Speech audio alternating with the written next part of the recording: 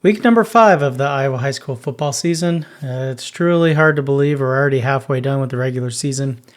This is the Bearcast weekly game preview. I'm Matt Chinander, and I'm joined by Jason Miller. This week, the Bears are taking on the Beckman Blazers at the Little Rose Bowl. We'll talk about them more in here in a couple minutes. But first, Jason, let's go back to last Friday in the Bears' 35-13 victory over Cascade. Right away, special teams was clearly the highlight and clearly the catalyst to the Bears' success last week, specifically that punt return unit. There are three phases. I mean, offense, defense, and special teams, as you're alluding to. And usually special teams don't take focus off of the offense putting points on the board or the defense making plays. But if it wasn't for the special teams in the first half, I don't know where West Branch would have been on the scoreboard. You got a punt return touchdown, like you mentioned. Brandon Peterson took it to the middle, cut right, and there was no one there. Tate Franz gets a blocked punt, his second of the night, gets a nice Sunday hop right into his hands at about the 8-yard line and, walks it into the end zone. And his first block punt sets up the first touchdown of the night. So you just don't see a special teams performance like that very often. No, and it really made a difference, like you alluded to, putting up 14 points from special teams alone.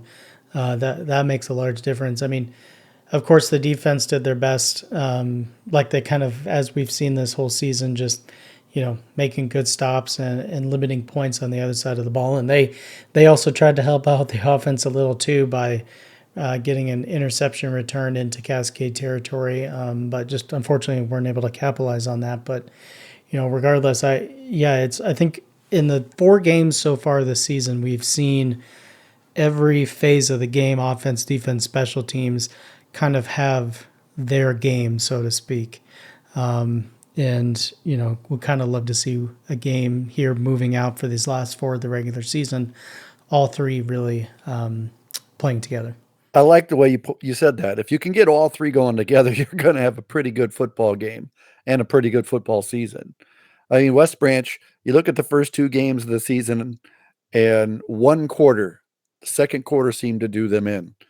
Last week, the third quarter was kind of starting to go the way of that, but they stemmed the tide, and in the fourth quarter, it was a very dominant performance on both sides of the football by West Branch to lead into district play. Yeah, and I liked how we kind of saw some of the offense get going there again in the fourth quarter, and hopefully that can lead here into week 5 as we welcome the Beckman Blazers to West Branch. They come in at 500, splitting their first 4 games with wins against Columbus Catholic and Monticello to open the season, and then the last 2 most recent games with losses to Albernet in week 3 and then Wilton last week in the first week of district play.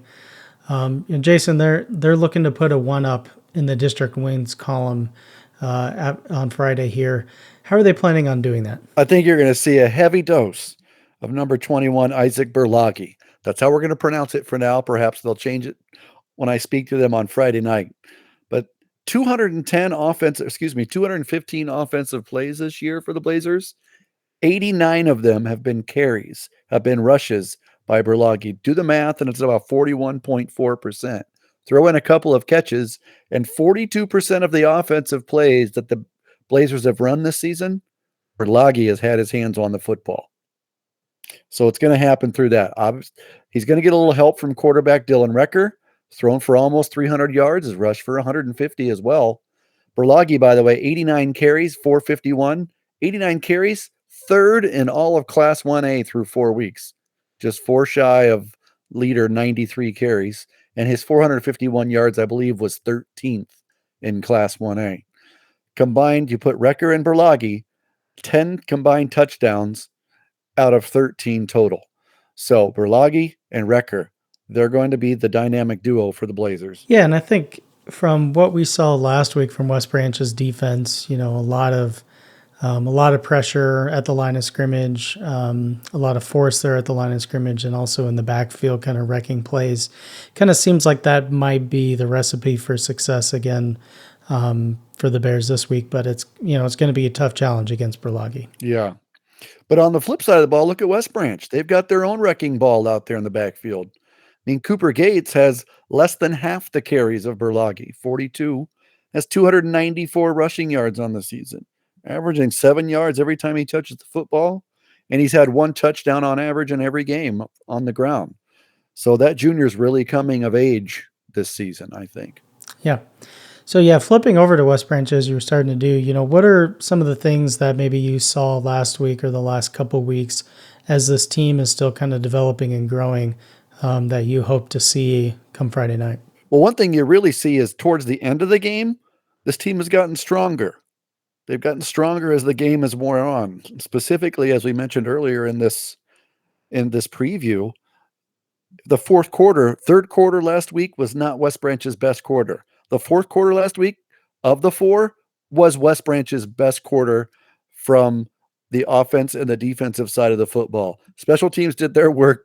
They pounded the nails down on the outside of the tent to get it up. In the fourth quarter, the Bears took it inside the tent for the rest so they could sleep easy that night with a W.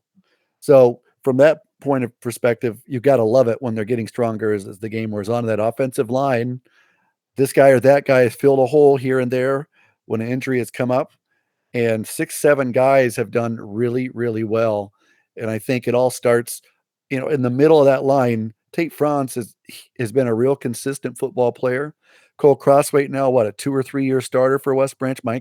Big Mike Montgomery's in his 3rd year.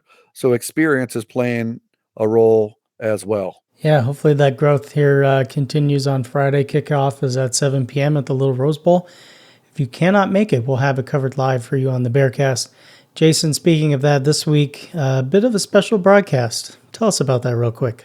I'm going to try to get through this without just getting so excited that I tear up. But if you've followed West Branch football for as long as I have and Matt has, and a lot of you have, if you've been around, you've really heard the name Wayne Lang.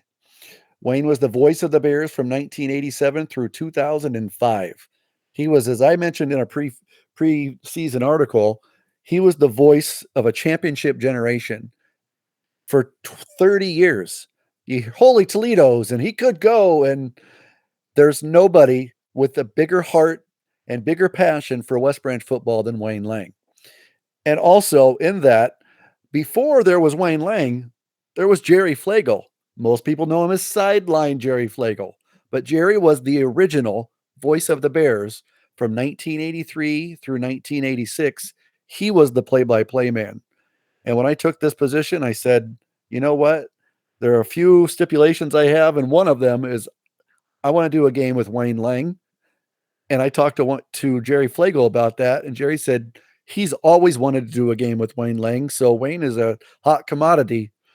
And Friday night, those two superpowers combined, and hopefully it's going to be an experience like we've never had, and hopefully the Bears can get a win as well. Yeah, going to be really, really special to have you, Wayno, and Jerry there on the sideline calling the game. So, yeah, looking forward to it, and I hope you take it all in and enjoy it, and have a good call. I can tell you it's something.